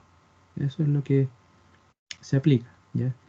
¿Cómo las vamos a analizar? ¿Con qué modelo? Vamos a suponer que están simplemente apoyadas en ambos extremos, así, ¿no es cierto? Y tienen una carga repartida Q arriba. Y para este caso, sabemos que el momento máximo vale QL cuadrado octavo en la mitad, en X igual a L medios, y también en X igual a L medios la deformación se calcula de esta manera, 5QL a la cuarta partido por 384 EI. Ya eso lo sabemos por análisis estructural, ¿ya? Si yo no lo analizara podría hacerlo, pero sería más largo, ¿ya? Nosotros vamos a usar ese resultado en los cálculos. Y estas vigas son del tipo IPE, ¿ya? La IPE son vigas en forma de I o forma de doble T, si ustedes quieren, que son laminadas y son fabricadas en Europa, son perfiles europeos, ¿ya? Generalmente en otros problemas que vimos en el curso yo trabajé con perfiles IN, que son perfiles chilenos, digamos, que son hechos, fabricados acá en Chile. Pero muchas veces también actualmente hay mucho stock de vigas IPE, ¿cierto? Para que ustedes las conozcan, estas vigas IPE son laminadas en un proceso de fabricación que se fabrica toda la viga en un solo, digamos, de una solo pieza, la viga, un proceso que se hace en caliente, ¿ya? Y estas vigas son importadas desde Europa, las vigas IPE. Y entonces esos son los que vamos a usar aquí para este ejercicio, para que ustedes vean que no son vigas irreales, sino que son vigas que existen en la práctica. Entonces, ¿qué me dice aquí el enunciado? Las vigas mostradas en la figura son parte de un envigado de acero que soporta una losa de hormigón. Las vigas son de acero con esta calidad, ACTM A36, que tiene una tensión de fluencia FI 2,53 toneladas centímetro cuadrado. Y lo que se pide calcular es el momento plástico requerido, ¿cierto? Eh, la idea es que aquí no me dicen la viga que tengo que usar. Es un problema de diseño, tengo que decidir qué viga utilizar, ¿ya? Dentro de una tablita que vamos a ver un poquito más adelante. Entonces, para decidir qué viga voy a utilizar, tengo dos parámetros: el momento plástico que requiero para la viga y el momento de inercia requerido para controlar la deformación. Luego, con esos dos parámetros, escoger una viga IPE de la tabla mostrada, ¿ya? Que cumpla con ambos requisitos, con el requisito de momento plástico y con el requisito de inercia, momento de inercia. Entonces aquí más adelante yo les incluí en este ejercicio una tablita de perfiles como la que está aquí, donde está el perfil, ¿cierto? Su peso, la altura que tiene y los parámetros es ZX e I sub X. ZX es el módulo plástico y sub X el momento de inercia. Entonces, en base a los cálculos, vamos a elegir de esta lista de 5 perfiles cuál sería el perfil más adecuado para este caso, ¿ya? Estos perfiles son, como dice acá, laminados europeos, importados de Europa. ¿Qué consideraciones tomar? Aquí está dicho, ¿no es cierto?, la carga de peso propio de las vigas. Ya, cuando uno hace un diseño no sabe a priori cuál es el peso de las vigas. Entonces tiene que asumir un valor. ¿Ya? Aquí yo asumí 120 kilos por metro. ¿Ya? Cuando uno tiene más experiencia ya sabe más o menos qué valor asumir, pero en principio uno no lo sabe. Así que yo les doy el dato aquí de hacerlo con 120 kilos por metro. El peso específico del hormigón, 2.500 kilos por metro cúbico, para la losa de 15. Estas dos cargas son carga muerta, ¿cierto? Carga de peso para carga muerta. La sobrecarga de uso, 600 kilos metro cuadrado, que sería el L, la carga viva. La combinación para el diseño en flexión es 1,2D más 1,6L. La deformación admisible que vamos a aceptar es la longitud dividido en 300. Esa es la deformación admisible. Y esa deformación admisible hay que verificarla no para la misma combinación del diseño en la flexión, al diseño por momento, sino que para una combinación de servicio. Siempre las deformaciones se verifican para combinaciones que se llaman de servicio, no para las combinaciones mayoradas, de carga mayorada, sino para carga de servicio. Generalmente en las vigas se hacen dos verificaciones, una para la flexión y otra para la deformación, ¿ya? Porque la deformación también es importante cumplirla para las vigas, ¿cierto? Que esté dentro de ciertos límites. Y el módulo de elasticidad del acero, ahí está el valor, 2.040.000 kilos por centímetro cuadrado. Entonces eso es todo lo que nos dan para el ejercicio, ¿ya? Y en base a esto, a esta información, vamos a empezar a hacer los cálculos, ¿ya? Aquí viene el desarrollo.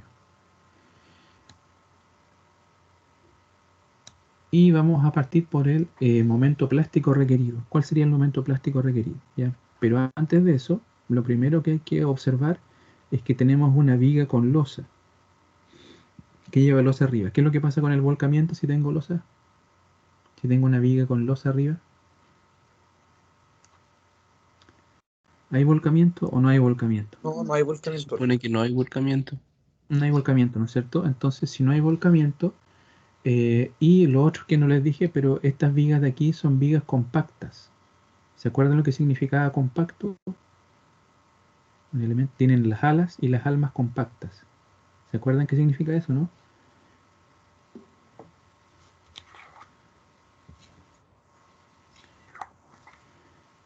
Que no hay, Yo no que no, recuerdo, profe. no hay pandeo local. Eso quiere decir compacto, ¿ya? Que estos vigas no tienen problema de pandeo local, ¿ya? Sus relaciones cumplen con el valor lambda p, o sea que no tengo que preocuparme de pandeo local ni de volcamiento. Entonces, ¿cuál es la única forma que puede fallar la viga si no tiene pandeo local ni volcamiento? Lo que vimos recién, ¿se acuerdan? El primer tipo de falla, ¿cuál era?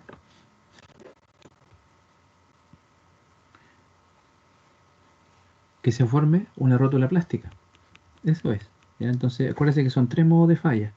Que se formen rótulas plásticas, o lo que se llama plastificación, que tenga volcamiento o que tenga pandeo local. Entonces, si no tiene ni pandeo local ni volcamiento, la única posibilidad es que falle por plastificación, ¿cierto? Que se forme rótula plástica, ¿vale?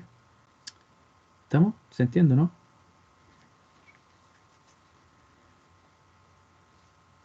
¿O no se entiende? Si no se entiende, dígame, y ahí lo vemos. Pero acordarse que esos son los tres grandes tipos de falla y nos vamos a quedar solamente con la plastificación, ¿cierto? El momento plástico. Entonces, lo primero, antes que nada, es obtener las cargas y los esfuerzos correspondientes. Entonces, primero, aquí hacemos un recuento del peso propio de la viga, eran 120 kilos por metro, lo que estoy asumiendo, y el peso de la losa, tengo que calcularlo porque me dan un valor por metro cúbico, ¿cierto? Que sería el peso de la losa, y la losa tiene 15 centímetros. Si lo paso a metros, son 0,15 metros. Entonces hago la multiplicación ahí, da 375 kilos por metro cuadrado. Ese es digamos, el peso de la losa, ¿ya? Pero para llevarlo a carga sobre la viga, tengo que pasarlo de carga por unidad de área a carga por unidad de longitud, ¿ya? Y para eso usamos el concepto de ancho tributario. Entonces nos venimos aquí a la viga, ¿ya? Y ¿cuál sería el ancho tributario de la viga? Entonces aquí tenemos vigas que siempre están a la misma distancia. ¿Cuál sería el ancho tributario? ¿Se acuerdan un poquito de eso, no?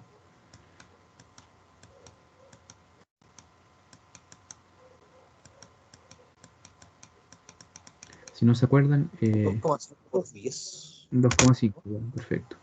Si no se acuerdan, ya es para que ya empiece con el profesor Girafales, ya, porque sería mucho. Entonces, esto serían 2,5. 2,5. Acordarse que es en cada franjita, la mitad de la franjita va hacia una viga, la mitad hacia la otra, ¿cierto? Si uno hace ese análisis, finalmente esto es igual a la separación entre vigas, o sea, el ancho tributario es 2,5 metros. Si alguien no tiene claro todavía eso, estudie, porque no he estudiado nada del curso. Entonces, esta carga, ¿cierto? Si la multiplico por 2,5, ya en las vigas separadas 2,5, le sumo la carga muerta, que es el peso propio de la viga, finalmente da 1058 kilos metros, ¿ya? Y lo voy a pasar a toneladas, porque es más fácil trabajar en toneladas. Lo divido por 1000, ¿cierto? Y da 1,06, aproximándolo ahí a dos decimales. 1,06. Y la sobrecarga, o carga viva, ¿cierto? El QL son 600 kilos por metro cuadrado. También para pasar esta carga por metro cuadrado a carga por metro lineal, tengo que multiplicar por el ancho tributario, que es el mismo, ¿cierto? 2,5 metros. Entonces, al multiplicar ahí da 1500 kilos por metro, ¿ya? Y si lo paso a toneladas metro, dividiendo por 1000, son 1,5 toneladas metro. Ahí tenemos el QD y el QL de la viga. Ahora vamos a ver otras cosas. La carga última, como la combinación es 1,2D más 1,6L, aquí está hecho el cálculo, ¿cierto? Con los valores respectivos da 3,67 toneladas metro. Y el momento flector máximo, el MU, es QL al cuadrado octavo, aquí están los calculitos, da 45,88 toneladas metro. Y si lo paso a toneladas centímetros, ya un metro tiene 100 centímetros, o sea, multiplico por 100, me queda 4.588 toneladas centímetros, ¿ya? Y ese es el momento último. Hasta aquí me sigue, ¿no es cierto? Eso es aplicar fórmula nomás y llegar al valor del momento último. Ahora viene el punto que es importante, que es el siguiente. La ecuación principal del método LRFD aplicada a la flexión es esta, ¿ya? El MU tiene que ser menor o igual que phi por mn, ¿ya? Mn es el momento nominal. Y el phi de flexión es 0,9, ¿ya? Utilizado para flexión el phi es 0,9.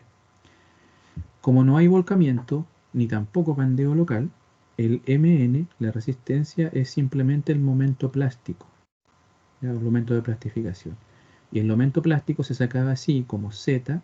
Aquí le pongo un apellido ZX. ¿Por qué le pongo apellido? Porque acordarse que siempre, y también eso lo van a ver en las tablas de perfiles, siempre van a tener los perfiles dos ejes. El eje, generalmente le llamo el eje fuerte y el eje débil, ¿cierto? El eje X se refiere a este eje, ¿ya? Que es el eje normal en el cual uno analiza las propiedades de una viga cuando la carga va hacia abajo, ¿sí? Carga vertical. Entonces, por eso que le puse apellido, le puse ZX por Fi. Ya, este ZX es el que no conozco, cuánto vale. Entonces, esta ecuación que está aquí me va, o en el fondo es una desigualdad, pero me va a permitir obtener cuál es el valor de ZX, que es el que no conozco, ¿ya? O cuál sería el ZX mínimo para que la viga cumpla, ¿ya?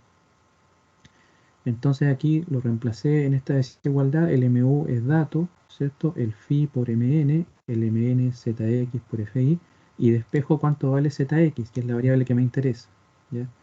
Aquí lo trabajé como desigualdad. Si ustedes quieren, esto es lo mismo, después uno lo puede trabajar como igualdad, es más sencillo de trabajar, ¿ya? Pero es lo mismo en el fondo. Y si despejo aquí ZX, ¿cierto? ZX paso el phi y el FI dividiendo para el otro lado, ¿cierto? Me da ZX, tiene que ser MU partido por phi FI. Y ahí este sería, digamos, el Z mínimo que necesito, ¿ya? No menos que eso, como propiedad resistente. Entonces el MU valía 45,88, que está aquí. El FI 0,9, el FI 2,53. Y al hacer estos cálculos me da que el Z mínimo tiene que ser 2015. ¿Ya? 2015. ¿Ya? Entonces, ¿cómo, de dónde saqué ese 2015? Saqué de hacer esta igualdad. Igualar el MU con el phi MN. ¿Cierto? Y despejar la variable ZX, ¿cierto? O el módulo Z, el módulo plástico. Una vez que tengo eso, me falta todavía, eso sería el Z requerido. ¿Ya? Después vamos a ver de la tabla qué perfil cumple con esto. ¿Ya? Y ahora voy a ver la inercia. Para sacar la inercia vamos a ocupar la condición de deformación, de que la deformación sea menor o igual a la deformación admisible. Y para aquí estado de carga, acordarse que no se ocupa el mismo último, sino que se ocupa simplemente este QD más QL. ¿Ya? Entonces aquí está sacado cuánto vale QD más QL en servicio, que es 1,06 más 1,5 da 2,56 toneladas metro. Y lo voy a pasar a kilos por centímetro porque hago todos estos cambios, porque es más fácil trabajar después la deformación para que me den centímetros, tenerla de esta manera. La voy a trabajar en kilos y centímetros. Entonces, ¿cómo se puede hacer eso? Aquí no lo explico, pero una tonelada son 1000 kilos, un metro son 100 centímetros. Entonces, si ustedes dividen 1000 en 100, les da un factor 10. ¿Cierto? Si uno multiplica 2,56 por 10, ahí están los 25,6 kilogramos fuerza por centímetro. ¿Ya? Pero no es algo tampoco tan inalcanzable, es solamente eso. ¿Ya?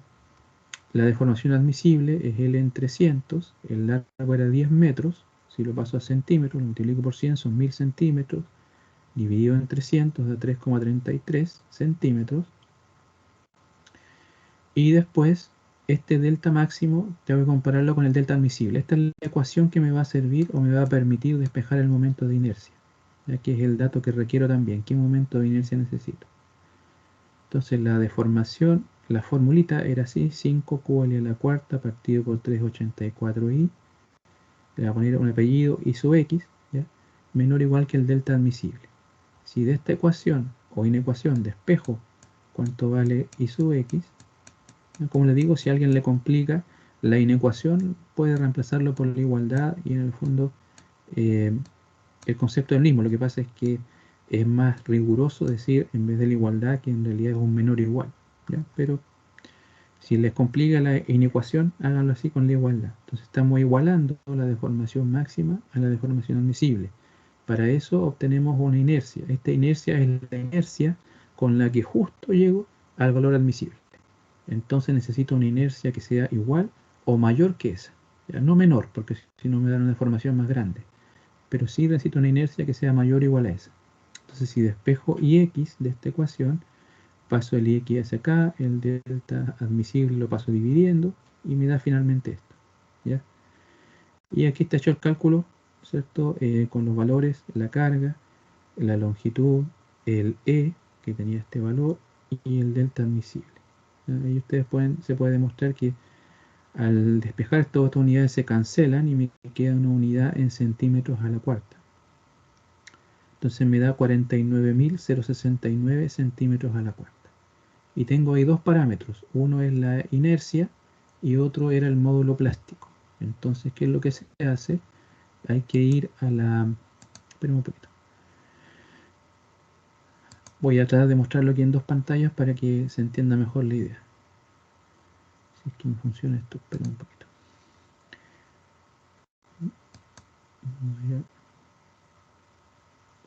Me quedan 2 minutos nomás y ahí terminamos la clase, así que no me voy a extender mucho más, no se preocupen.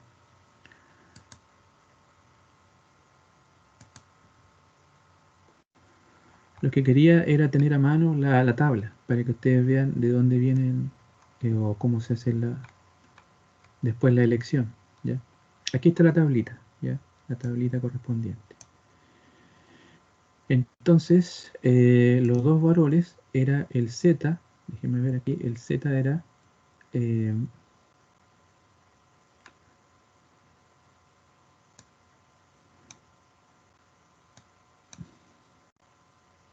2015, Z era 2015, y la inercia y que se requería mínima era 49.000.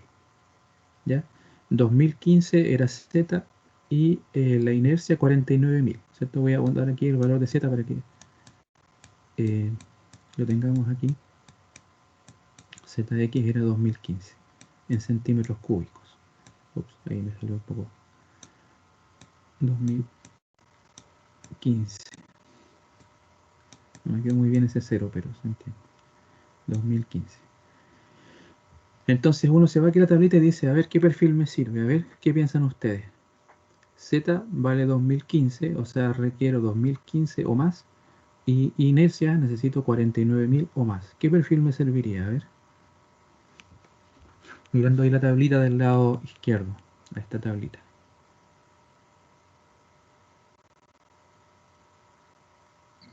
Entre el IP 500 y el 550, profe. Sí, por ahí está, ¿no es cierto? Bien. Estos no me sirven. Estos de IP 450 y 400 no me sirven porque si uno mira el Z son menores que este valor. Entonces uno miraría el IP 500 y diría el IP 500 está bueno para el Z, ¿no es cierto? Pero tiene un problema con la inercia, miren. La inercia es 48 y lo mínimo que requiero son 49.000. Entonces el perfil escogido tiene que cumplir con las dos condiciones, no con una sola, con las dos. ¿Cuál elegirían ustedes? A ver.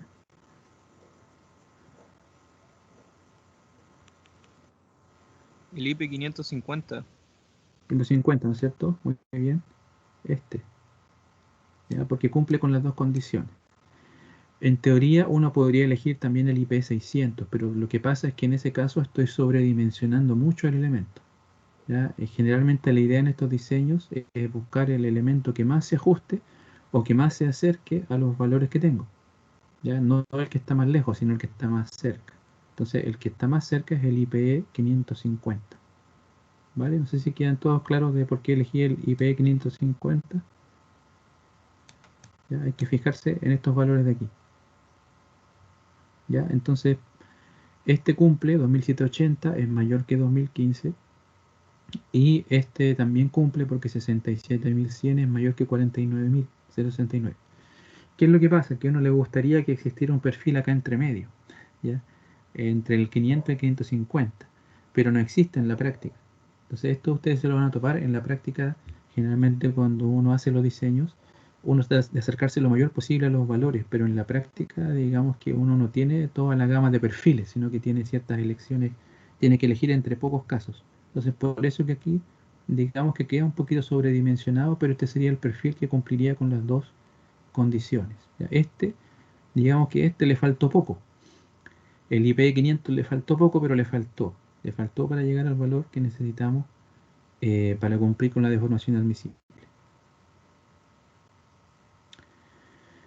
Y ese es el ejercicio. Ya en la próxima clase vamos a seguir viendo estos ejercicios, ¿ya? Y vamos a ampliar con uno de que sea el diseño de la flexión. En esta clase perdí o invertí, mejor dicho, harto tiempo en el tema de la teoría, ¿ya? Porque era necesaria, ¿sí? Porque no sé si lo han visto en el otro ramo, y es importante tener esa base teórica para poder entender después lo que vamos a ver la próxima semana, ¿ya? Pero es importante que ustedes lo estudien por cuenta propia, porque ya la próxima semana me voy a dedicar al ejercicio, ¿ya? Y no voy a repasar los tres tipos de falla que puede tener un perfil, acordarse en flexión por plastificación, volcamiento o pandeo local. ¿Ya? Son los tres tipos, y el pandeo local puede ser pandeo local de las alas o pandeo local del alma. ¿Vale? Entonces eso queda en el resumen teórico que yo les pasé, y estos son los ejercicios, ¿ya? En la próxima semana vamos a ver un ejercicio más completo de casos donde entra el volcamiento, donde vamos a ver cómo hacer los cálculos cuando entra el tema del volcamiento, ¿no es cierto? Y en distintas situaciones. También vamos a ver el cálculo del coeficiente CB y otros temas más. Hasta aquí lo dejaría yo por parte mía. No sé si tienen alguna otra duda, consulta, aunque no sea de esto del curso general. ¿Algún comentario?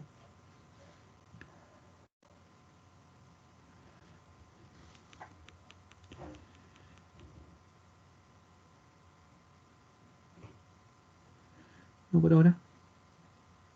Vale. Atento No, nomás a su nota, que el día miércoles va a estar su nota. Ya, el día miércoles ya va a estar su nota y para que la puedan ver, revisar revisar su puntaje y revisar la pauta. Se va a subir también la pauta.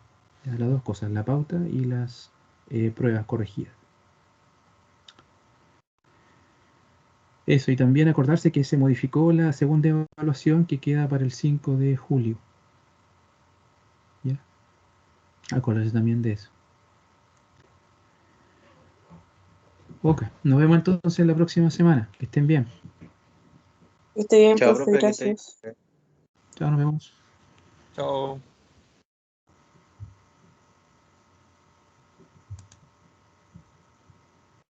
Chao, profe. Chao, nos vemos.